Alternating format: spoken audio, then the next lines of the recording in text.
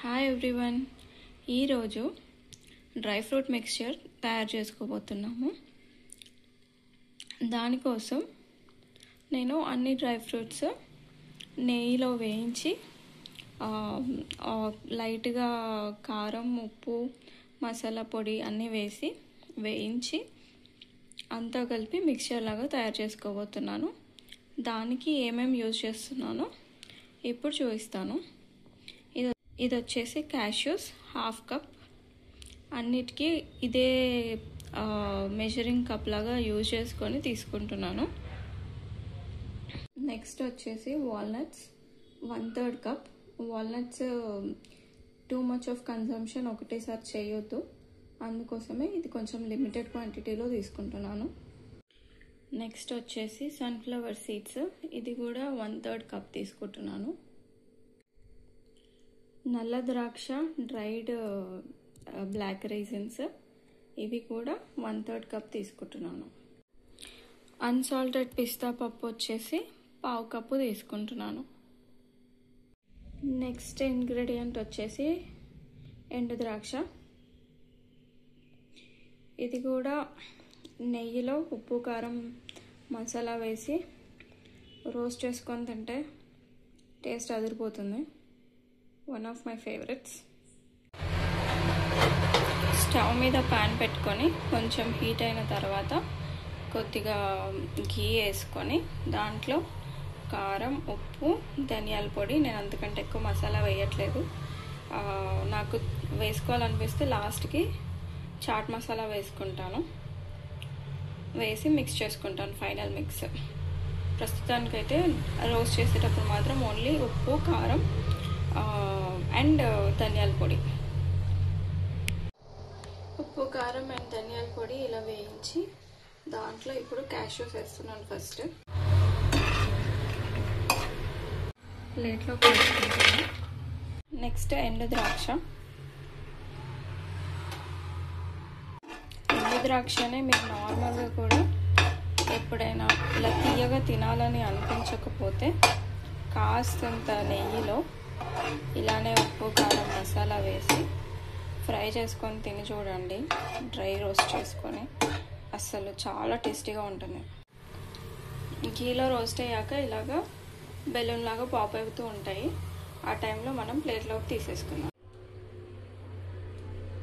Next పిస్తా పప్పు వేస్తున్నాను.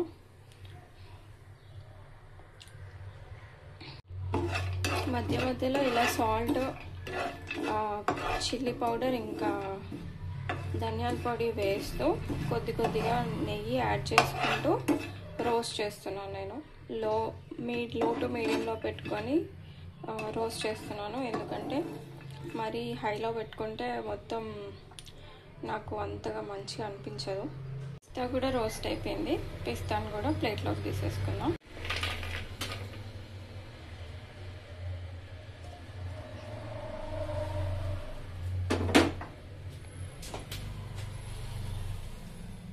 ఇప్పుడు వాల్నట్ వేసేసుకున్నాను. దీన్ని కూడా కాసేపు డ్రై రోస్ట్ చేసేస్తే అయిపోతుంది. వాల్నట్స్ కూడా పక్కకు తీసేసుకున్నాను. ఇప్పుడు సన్ఫ్లవర్ సీడ్స్ వేస్తున్నా. సన్ఫ్లవర్ సీడ్స్ వేసాక మూత పెట్టేస్తాను, ఎందుకంటే సన్ఫ్లవర్ సీడ్స్ కొంచెం హీట్ అవ్వగానే, రోస్ట్ అవ్వగానే పాప్ అవుతాయి. జాగ్రత్తగా ఉండండి.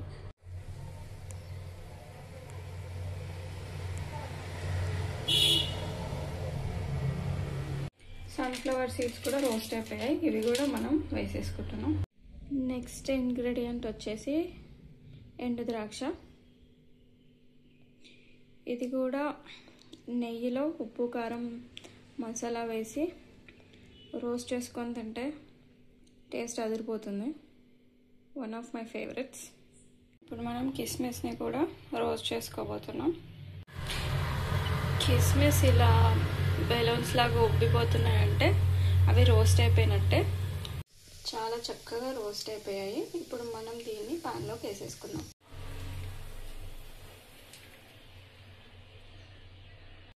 Next master ingredient pool Makkana నెయ్యిలో మంచిగా పూల్ మక్కానా రోస్ట్ చేసుకున్నాక 1 కప్పు బొరుగులు కూడా సాల్ట్ అండ్ చిల్లీ పౌడర్తో రోస్ట్ చేసుకోవాలి. గీలో అన్నీ రోస్ట్ చేసుకున్న తర్వాత మంచిగా మిక్స్ చేసుకోవాలి. ఇది వచ్చి స్టోర్ బాట్ మిక్స్చర్, మా ఇంటి దగ్గర తయారు చేసి అమ్ముతారు. సో దీన్ని కూడా ఒక 1 కప్ అంతా వేసేసుకొని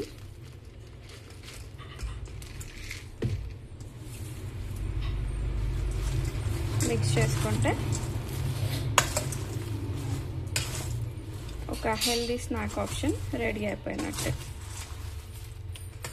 న్యూట్రిషనల్ వాల్యూస్ నన్ను అడగొద్దు, నాకు తెలిసినవన్నీ కలిపేసి వేసేసాను. మీకు ఇంకా ఏమైనా డ్రై ఫ్రూట్స్ కావాలంటే కూడా మీరు అవన్నీ వేసుకోవచ్చు. నా దగ్గర ప్రస్తుతానికి ఏమైతే అవైలబుల్ ఉన్నాయో అవి ఒక్కటే వేసేసి చేశాను. మీరు కూడా ట్రై చేసి ఎలా ఉందో చెప్పండి.